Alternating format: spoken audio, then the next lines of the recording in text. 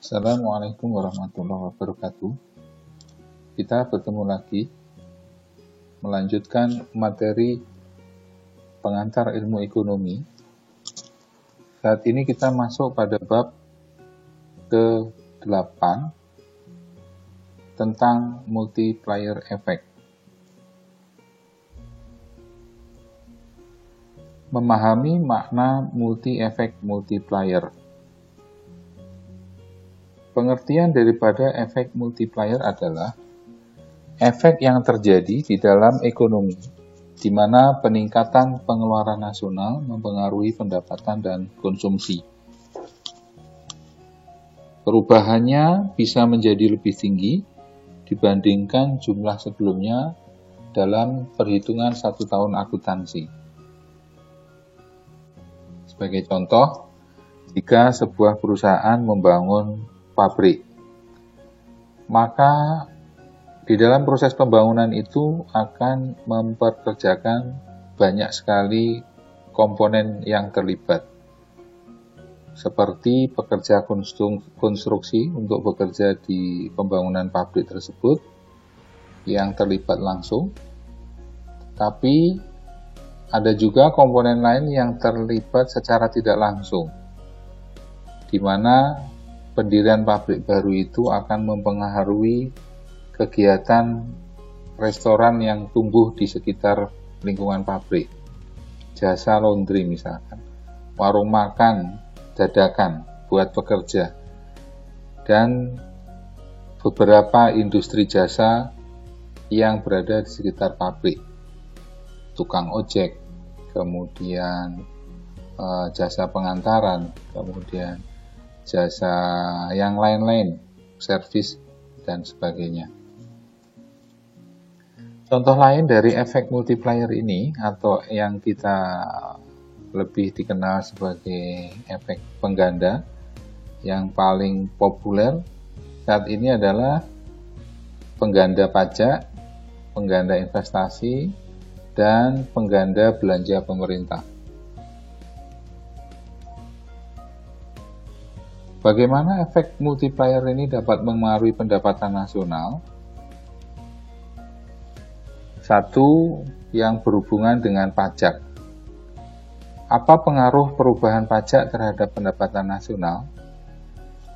Seperti diketahui bahwa pajak itu akan mengurangi konsumsi masyarakat yang dilambangkan dengan variabel C di dalam rumus pendapatan nasional, di mana Y atau pendapatan nasional sama dengan C sebagai konsumsi perusahaan ditambah I konsumsi investor dan G konsumsi pemerintah.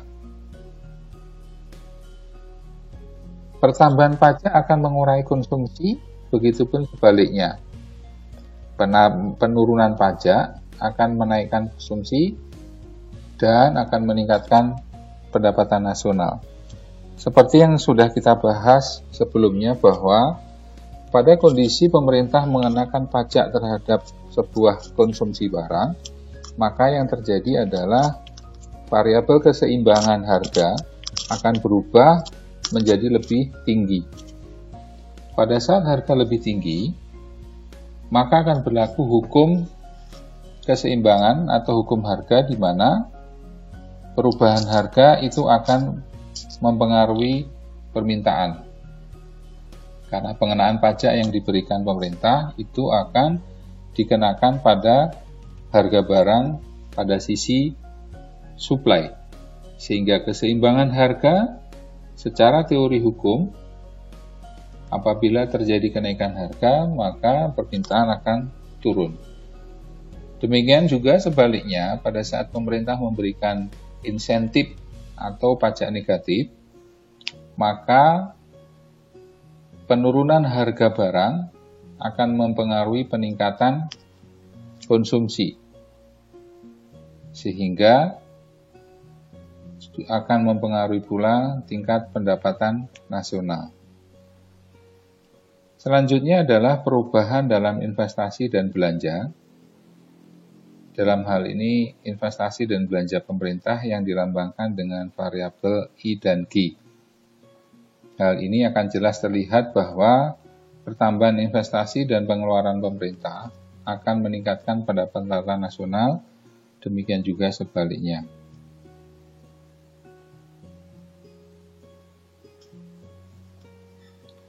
Pengertian multiplier. Penjelasan lain dari multiplier adalah menggambarkan perbandingan antara jumlah pertambahan atau pengurangan dalam pendapatan nasional dengan jumlah pertambahan atau pengurangan dalam pengeluaran agregat yang telah menimbulkan perubahan dalam pendapatan nasional. Aspek penting lainnya dari multiplier ini adalah bahwa sebanyak apapun pengeluaran pemerintah di dalam menghasilkan konsumsi yang baru, secara tidak langsung juga akan menghasilkan yang baru dari pendapatan pajak. Contoh, ketika uang yang dihabiskan di toko, maka pembelian barang tersebut akan dikenakan pajak seperti PPN atau pajak penghasilan yang dibayarkan pada pengeluaran, dan pemilik toko akan memperoleh pendapatan yang lebih tinggi. Selanjutnya, dengan demikian, dia akan membayar pajak lebih banyak dari pendapatan. Oleh karena itu, meskipun pemerintah menghabiskan misalkan Rp1, ada kemungkinan bahwa pemerintah akan menerima kembali proporsi yang signifikan dari Rp1 yang telah dikeluarkan pada waktunya, membuat pengeluaran bersih lebih kurang dari Rp1. Contoh dari multiplier effect. Ketika ada wisatawan mengunjungi sebuah tempat wisata, maka mereka pasti akan mengeluarkan sejumlah uang untuk membeli tiket pesawat, menyewa taksi, dari bandara ke hotel, biaya inap di hotel, makan di restoran, pergi ke tempat wisata, dan sebagainya. Pada saat dia naik taksi, maka supir taksi tadi juga membutuhkan bensin untuk taksinya, hotel perlu memperkerjakan staf, restoran membutuhkan pembantu dan koki, dan tempat-tempat wisata juga perlu staf-staf yang ikut mensupport kegiatan di tempat wisata tersebut. Efek multiplier adalah alat yang digunakan oleh pemerintah untuk mencoba merangsang permintaan agregat. Hal ini dapat dilakukan dalam periode resesi atau ketidakpastian ekonomi. Uang yang diinvestasikan oleh pemerintah akan menciptakan lebih banyak pekerjaan, yang pada gilirannya akan berarti pengeluaran lebih banyak dan sebagainya. Sebagai contoh, kita lihat pada masa pandemi seperti ini, maka usaha pemerintah untuk mengembalikan penurunan tajam pertumbuhan ekonomi dan kegiatan ekonomi, maka pemerintah menggelontorkan insentif-insentif pajak, insentif-insentif pendirian perusahaan startup dan sebagainya, dengan maksud agar proses ekonomi dapat berjalan secara baik di tengah kelesuan pandemi yang sekarang ini. Multiplier effect. Idenya adalah bahwa kenaikan bersih disposable income oleh semua pihak di seluruh perekonomian akan lebih besar dari investasi awal.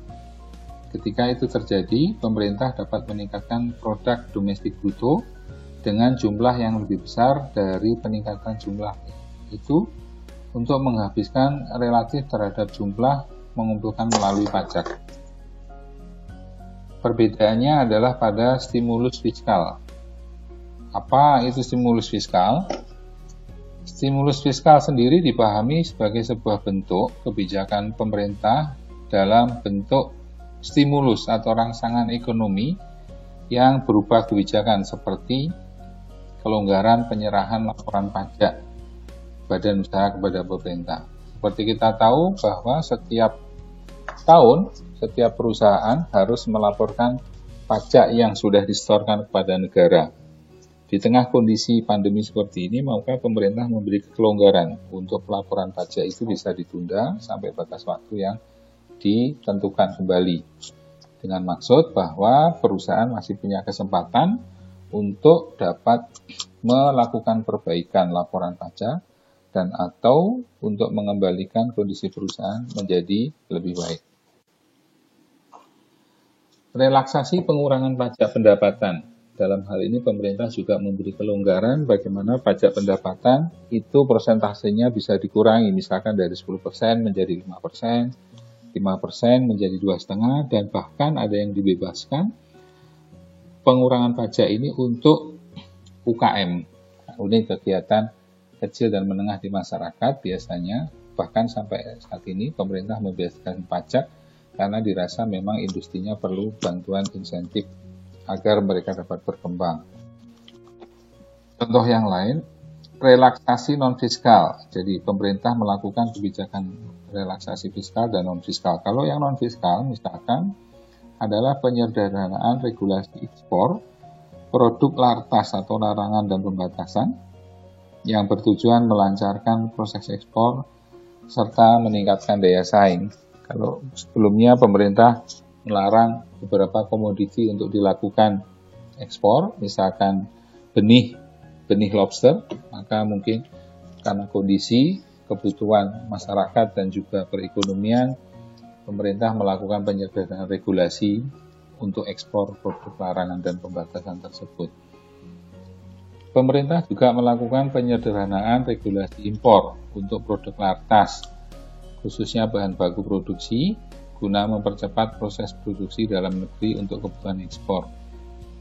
Selama ini ada beberapa contoh produk lartas yang mungkin tidak mudah untuk didapatkan dengan berbagai pertimbangan pemerintah, namun karena kondisi yang menghendaki proses produksi tersebut dan persaingan yang cukup ketat, di tengah isu pandemi, maka pemerintah melakukan perubahan regulasi itu dengan tujuan agar proses kegiatan produksi dalam negeri dapat berjalan dengan baik, sehingga nantinya ekspor juga bisa berjalan. Kemudian, memperbaiki regulasi ekspor-impor untuk eksportir maupun importir yang memiliki reputasi baik dengan cara diberikan insentif percepatan proses ekspor-impor. Saat ini pemerintah memberikan akses kemudahan buat perusahaan yang tidak cacat untuk melakukan proses ekspor dan impor secara cepat, jalurnya tidak bertele-tele, sehingga alur ekonomi bisa berjalan dengan baik. Selain itu, relaksasi non-fiskal juga dilakukan oleh pemerintah dengan perbaikan dan percepatan layanan proses ekspor-impor, serta pengawasan melalui pengembangan nasional logistik ekosistem atau NLE.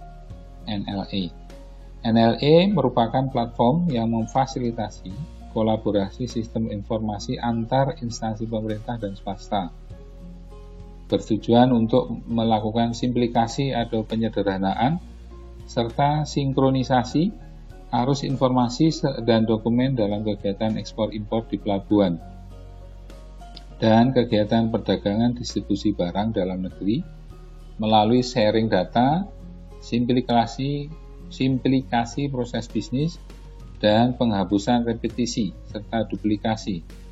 Repetisi di sini adalah penghapusan dokumen yang harus dilengkapi secara berulang-ulang untuk dokumen yang sama, ataupun duplikasi.